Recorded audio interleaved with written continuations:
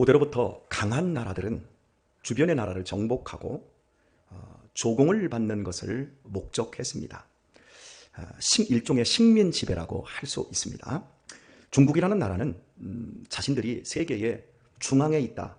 그래서 중국이라 이렇게 말을 합니다.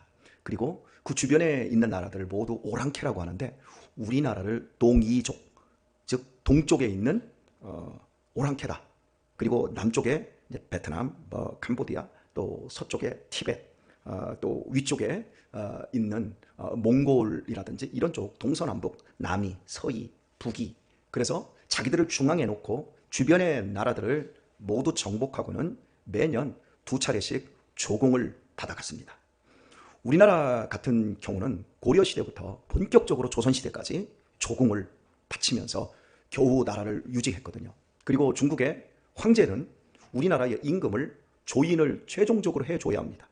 그래서 우리나라에서 임금이 되어지면, 예를 들어서 세종대왕이 임금이 되었으면 중국에서 허락을 해야 합니다. 허락을 받기 위해서 또 엄청난 조공을 갖다 바쳤습니다. 그러다가 결국 1800년대 말에 지금 서대문 쪽에 가게 되면 독립문이 있어요. 독립문을 세워서 더 이상 우리는 중국을 사대하지 않겠습니다. 그래서 독립문을 세워서 굉장히 민족의 자긍심을 이제 회복했다 이렇게 얘기를 하거든요. 근데 사실은 그 독립문을 세울 때 일본이 자기들이 우리나라를 집어삼키기 위해서 니네들 이제 중국은 끊어버려. 우리가 돈 대줄 테니까 세워. 이제 이런 역사적인 비극들이 들어있고, 또 이후에 중국으로부터 벗어난 이후에 일본이 우리나라를 식민 지배해서 우리나라를 다 빼앗아 갔잖아요. 그죠? 근데 우리나라가 없어졌나요? 없어지지는 않았어요. 조공을 받아가 우리나라에 있는 것들을, 모든 좋은 것들, 쌀, 또 지하자원, 수산자원 이런 것들을 다 뽑아갔을 뿐 살려두고 지네들이 계속해서 이용해 먹고 뽑아먹을 것, 이런 식으로 계속 했어요. 그런데 오늘 본문에 나오는 바벨론이라는 나라는 이런 조공을 받는 식민 지배가 목적이 아니라 아예 주변의 나라들을 다 죽여버리고 다 없애버리고 다 망하게 하는 것이 목적인 나라. 하나님의 백성이, 예루살렘이 이런 무시무시한 적을 만나게 된 거예요. 왜요? 본문을 보면 점령하는 갈대아 사람을 일으켰나니, 하나님이 일으켰다는 거예요. 이 얼마나 무서운 표현입니까? 지금까지도 사실은 아시리아나 이런 적들이 있었습니다. 하지만 하나님이 주변의 나라를 다 막아주셨어요. 바닷가에 큰 방파제로 파도를 막아내듯이 교도소가 있으면 교도소 옆에 어마어마한 담을 쌓아서 선량한 시민들을 막아내듯이 보이지 않는 담과 방파제를 하나님은 율법이라는 것으로 세워주셨어요. 그래서 이렇게 무시무시한 세력들이 있음에도 불구하고 이스라엘 백성들이 안전하게 살아갈 수 있는 율법만 지키면, 너희가 율법을 지키면 너희를 지키는 것은 내가 한다. 하나님이 이스라엘 백성들에게 이 약속을 했어요. 그럼 율법의 핵심이 뭐예요? 위로는 하나님만을 사랑하고 옆으로는 네가 네 몸을 아끼고 사랑하듯이 네 이웃들을 사랑하기만 해. 사랑하기만 해. 그러면 너희들은 내가 절대 버릴 수 없는 나의 보물이 될 거야. 이게 율법의 핵심이에요. 그런데 하나님의 백성들이 바벨론을 닮아가기 시작한 거예요. 주변의 나라들을 닮아가기 시작한 거예요. 조금 키 크고 힘 있는 사람들, 똑똑한 사람들이 자기 같은 이스라엘 백성들의 약한 사람들 걸 자꾸 뺏는 거예요. 뺐더니 결국에는 율법도 지키지 않고 힘 있는 자, 약육강식, 그들이 늑대가 되어버린 거예요. 그러자 하나님께서는 이 갈대아 사람을 일으킨 거예요. 사랑하는 교회 여러분, 오늘 우리의 정체성도 마찬가지입니다. 우리 주변에 우리를 죽이고 우리를 빼앗고 우리를 멸망시키기 위해서 이런 바벨론의 세력들이 우리 주변에 다 포진해 있어요.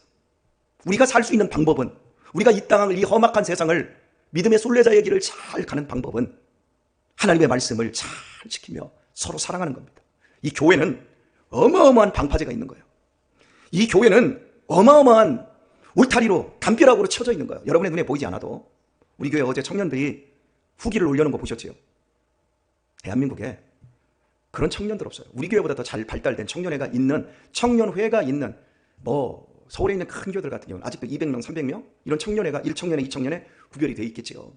그런데 제가 말하는 이런 청년회가 없다라고 하는 건 교역자가 없이 자기들 스스로가 수련회를 언제 하겠다라는 계획도 내가 지시한 적도 없고, 지네들이 계획을 하고, 수련회의 프로그램들이 지네들이 계획하고 다 지네들이 다 처음부터 끝까지 스스로 할 줄 아는 이걸 제가 목양해서 제가 너희에게 자유를 주고 너희에게 책임을 주고 너희가 영광을 누리고 너희가 자부심을 갖고 너희가 하는 거야.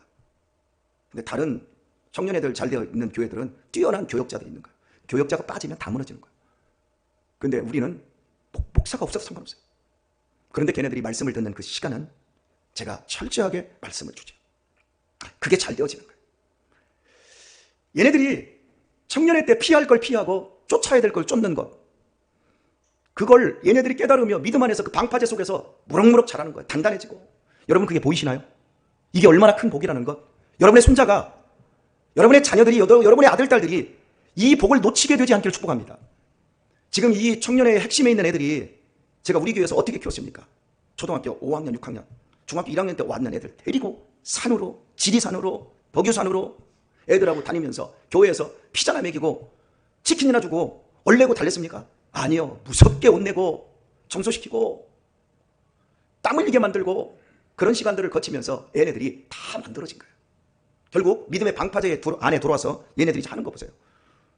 어떤 청년들이 우리 70세 이상 어르신들 한번 밥 한번 우리가 한번 내보고 싶다. 그 딱 뻘뻘이면서 해보지도 않은 애들이 그 육순물을 끓여서 거기다 그 다 사진 나오죠. 육순물 끓여가지고 그걸 45마리 삼계탕을 해서 그걸 먹이고 또 집에 먼저 가신 분들은 다 일일이 집에 다 배달하고 이런 것. 여러분의 자녀들이 이 교회에 등록이 되어 있는데 그걸 못하고 있는 분들이 있다면 안타까워하셔야 돼요. 그리고 이 청년회가 무너지지 않도록 여러분들이 보석처럼 가꿔줘야 돼요. 왜? 아직 자라나고 있는 아이들이 있어요. 그 아이들이 이 청년회의 전통을 계속 이어가면서 이 믿음의 방파제를 보수하고 이 방파제 안에서 얘네들이 바벨론과 같은 모든 정신을 무너뜨려버리고 우리를 현란함에 속게 하고 죽음으로 끌고 가고 멸망으로 끌고 가고 교회마저 부셔버리는 이런 바벨론의 세력들 가운데서 교회를 보존하고 자기들의 영혼과 자기들의 후손과 자기들의 가문들을 믿음의 가문으로 만들어갈 수 있는 그 일! 참 제가 우리가 가꾸고 우리가 보존해야 될 것이 과연 무엇인지를 아는. 목사님은 요즘 무슨 기도를 하세요? 제게 묻더라고요. 내가 뭔 기도를 할 것 같아요? 아버지의 뜻대로 하소서. 그런데 제 최고의 관심은 다음이 없는 다음 세대에 최고의 관심을 가지고 기도하는 거예요. 그냥 다음이 없는 다음 세대를 생각하면 그냥 눈물만 나와요, 여러분. 도대체 어떻게 해야 될지 할 수 있을지 모르겠어요. 제가 이렇게 절망하고 이렇게 손들고 있는데 우리 청년들이 이렇게 잘해주는 그 모습을 보니까 막 힘이 나는 거예요. 저는 얼마 전에도 제가 우리 엊그제 지난번에 그래 김 장로님한테 제가 더 이상 이 시대에 싸워볼 수 있고 버텨낼 수 없고 제가 어떻게 이 목양을 추스려서 이 코로나 이 시대 이후에 이렇게 다 무너지고 있는 이 세대 속에서 제가 지금 발버둥을 치고 있습니다. 내가 이 발버둥이 아무리 발버둥을 쳐도 더 이상 되지 않는다면 저는 은퇴할 겁니다. 왜요? 밥만 축내면서 정년 맞이하면 뭘 거예요?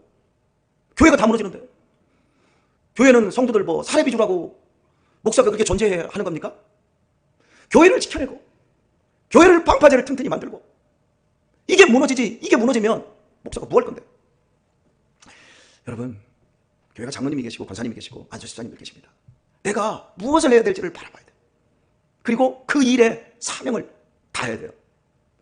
제가 여러분 우리 교회 아프신 분들, 연세 드신 분들 놓고 기도할 때마다 항상 그 병과 사명과 함께 가요. 하나님, 사명이 있는 자는 망하지 않는데, 사명이 있는 자는 죽지 않는데 저들이 사명을 놓지 않게 해주세요. 저들이 암에 걸렸든, 저들이 중풍에 걸렸든, 저들이 치매에 걸리든, 저들이 자기의 사명을 놓지 않게 해주세요. 그 사명 놓으면 죽습니다. 영적으로 죽어버려요. 나 열심히 안 해도 괜찮대. 교회 나가도 아무런 일 없대. 그거 버려진 거예요. 아무런 일이 없으면. 그렇지 않나요? 우리 집에 우리 자녀가 밖에 나가가지고 우리 지금 자녀가 넷이지만 야 식구가 너무 많다. 한 놈 나가라. 그냥 좀 입도 줄이고 돈 너무 많이 든다. 나가라. 나갔어요. 나갔는데 아무 일 없어. 편안하게 잘 살아. 그게 버려진 거지. 나가는 순간 난 미치겠습니다. 이래야 이게 되어지는 거지. 내가 교회 안에서 뺀질뺀질 거리는데도 아무런 일이 없다? 그건 가라지가 된 거고 쭉정이로 허락받은 거예요. 아니 원래부터 쭉정이고 가라지였던 거지요. 내가 알고 기면 어떻게 가만히 있을 수 있냔 말이에요. 전종호 집사님 지금 논의 벼가 잘 익어가고 있습니까? 네. 옛날에 이맘때 이게 뜨물이 그 안에 이제 들어가기 시작하면 참새가 와서 쪽쪽 다 빨아먹었지요. 지금은 참새가 없지요. 참새가 와서 있어 지금도? 빨아먹어요? 아 그렇구나. 이러고 참새들이 와서 쪽쪽 빨아먹으면 그래 먹을 만큼 먹으면 배불러 터지면 가겠지 그러고 기다립니까? 아니요. 깡통 들고요, 막대기 들고 쫓아가서 돌멩이 던지면서 막 소리 지르고 하지 않습니까? 그런 것처럼 오늘 우리 시대에 내 영적인 부분에 문제가 생겼어요. 기도를 안 해요. 가슴이 뜨거워지질 않아요. 교회의 본질과 미래가 보이지 않아요. 그리고 교회 와서 무당 투닥거리가도 하나님 우리 가정에 아무 일 안 생기게 해주세요. 무사무탈하게 해주시고 돈 좀만 더 주세요. 무당이지. 아니 아예 교회 기도할 필요도 없어. 우리가 셀 모임을 하는데 꼭꼭 빠져. 우리가 모일 때마다 뜨거워지고 모이기를 패하는 어떤 사람들의 습관과 같이 하는 것, 그게 하나님이 떠난 거잖아. 그런데 아무런 문제의식이 없어. 그게 버려진 거라고요. 교회 안에 와서 가라지가 되어가고 있는 거고 쪽쪽이가 되어가고 있고 쪽쪽 빨리고 있는 거지. 사탄에게, 바벨론에게 쪽쪽 빨리고 있는 거죠. 여러분은 그러지 마시기 바랍니다. 막 새로 쫓아내듯이. 우리 교회가 이런 믿음의 방파제, 이 거룩한 방파제, 보이지 않는 이 위대한 방파제, 이런 것들이 이 교회 안에서 이루어져야 돼요. 우리 성은이, 예은이, 얘들 보세요. 하은이. 믿음의 방파제 안에서 얘네들이 내 설교를 듣는 그 모습을 보세요. 조그만 것들이 여기 앉아가지고 초롱초롱한 눈으로 목사의 설교를 막 받아요. 그리고 엄마가 절대순종 하니까 얘들이 나한테 하는 태도를 보면 절대순종이에요. 근데요, 부모들이 이런 영적인 것이 깨어있지 않은 부모들의 자녀들을 보세요. 설교 들을 때 여기 오케스트라 앉아있는 애들 보세요. 우리 아들들이 그래. 아유 참 할 말도 없는데. 그 부모들의 태도가 자녀들에게 그대로 가요. 교회를 우리가 어떻게 생각하는지 한번 보세요. 지금 우리 장로님들 내 자녀 영적으로 보호 못하고 세상에 나가서 지금 실컷 놀고 있는 그 자녀들을 보면 가슴이 아프고 너무너무 애통하지 않습니까? 그리고 지금 뼈저리게 이게 지금 이렇게 부럽고 이걸 지금 알잖아요. 그 젊은 사람들은 이걸 몰라요. 나중에 자신들이 흘려야 될 그 눈물. 우리 인생은 고난 다 채워야 돼요. 흘려야 될 눈물은 다 흘려야 돼요. 지금 편안하게 신앙생활 하시는 분들, 여기 지금 치열하게 새벽에 나오셔서 이렇게 신앙생활 하시는 분들과 그냥 편안하게 신앙생활 하시는 분들, 오늘 설교, 제 설교 많이들 들으시니까 흘려야 될 눈물, 교회에서 하나님 앞에서 흘리지 않으면 나중에 뼈저리게 흘리십니다. 저주하는 거 아니에요. 물어보세요, 믿음의 선배들에게. 하나님은 우리를 이 땅에서 적당한 쪽정이로 만들지 않아요. 우리를 하나님은 큰 시란 알고 마지막 추수 때에 하나님이 보람과 기쁨과 자부심에 가득 찬 그런 알곡으로 하나님은 추수하기 위해서 우리를 결코 이 땅에서 우리를 쉽게 놔두지 않습니다. 저는 하나님이 분초도 저를 가만히 두지 않는다는 걸 알아요. 제가 조금만 헛된 생각하고 딴짓하면 하나님은 그때그때마다 제 양심을 찌르시고 제가 못 알아들으면 막 때리시고, 그러면서 제가 지금까지 이 믿음의 길을 지켜왔고 우리 교회를 이렇게 세워왔어요. 그리고 우리 성도님들이 지금 이 자리에 있습니다. 너무 감사하죠. 여러분, 하나님이 일으켰다 그래요, 이런 세력을. 그런데 어느 정도로 무서운 세력인가? 7절을 보면 그들은 두렵고 무서우며 심판과 유령이 자기로 말미암으며 말합니다. 두렵고 무섭습니다. 심판과 유령은 무엇이든 자기예요. 자기가 제일이에요. 무서운 게 하나도 없어요. 누구도 무엇도 인정하지 않아요, 자기 외에는. 그리고 절대 봐주지를 않아요. 바벨론은 육지의 쓰나미 같았습니다. 생각해 보세요. 동해바다, 서해바다, 바다에 가서 바닷가에 가면 참 좋죠. 그런데 파도가 6m, 10m로 해가지고 육지까지 5km, 10km를 밀고 들어온다고 생각해 보세요. 얼마나 무섭겠습니까? 바벨론의 군대는 이런 육지의 쓰나미처럼 무섭고 두려운 존재, 그리고 거칠 것이 없었어요. 더더욱 8절을 보면 그 말은 표범보다 빠르고, 기병을 말하는 거죠. 표범보다 빠릅니다. 저녁 이리보다 싸납습니다. 그 기병은 원방에서부터 빨리 달려오는 기병이라 마치 식물을 움키려는 독수리의 나름과 같으니라 말합니다. 여러분, 표범은요, 호랑이과에, 고양이과죠. 호랑이라고 할 수 있죠. 그런데 나무를 잘 타요. 그리고 이 표범은 땅에서도 엄청나게 빨라요. 표범이 한번 달려서 자기가 원하는 먹잇감에 이 숨통을 끊어놓기 전까지 포기가 안 합니다. 그리고 마지막에는 결국 숨통을 끊어놔요. 사탄은 우리의 영적 숨통을 끊어놓습니다. 절대 여러분 숨통을 물리지 마세요. 그리고 일이 늑대과지요. 저녁 일이라 이렇게 말하죠. 저녁 일이는 사냥을 나온 일이에요. 전 늑대에 관한 영화나 다큐멘터리를 보면서 안 게 한 가지가 있어요. 늑대는요, 떼를 지어서요, 그리고 먹잇감을 포착을 하면요, 지구전으로 움직이더라고요. 지구전이 뭐예요? 오래 달리기처럼 포기를 안 해요. 먹잇감이 빨리 달리면 같이 빨리 달려주고, 먹잇감이 천천히 달리면 천천히 달려요. 그래서 포기를 안 하고 결국 그 먹잇감이 도망치다 자기가 포기하게 만드는 이 늑대의 이 본성. 이게 여러분 세상이 하는 일이에요. 우리 스스로가 포기하게 만들어요.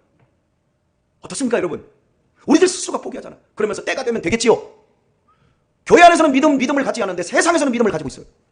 교회 안에서는 자기 머리 가지고 신앙생활을 하면서 세상에서는 믿음 가지고 신앙생활을 해요. 야, 희한하죠. 늑대에게 속아서 그런 거예요. 그리고 독수리요.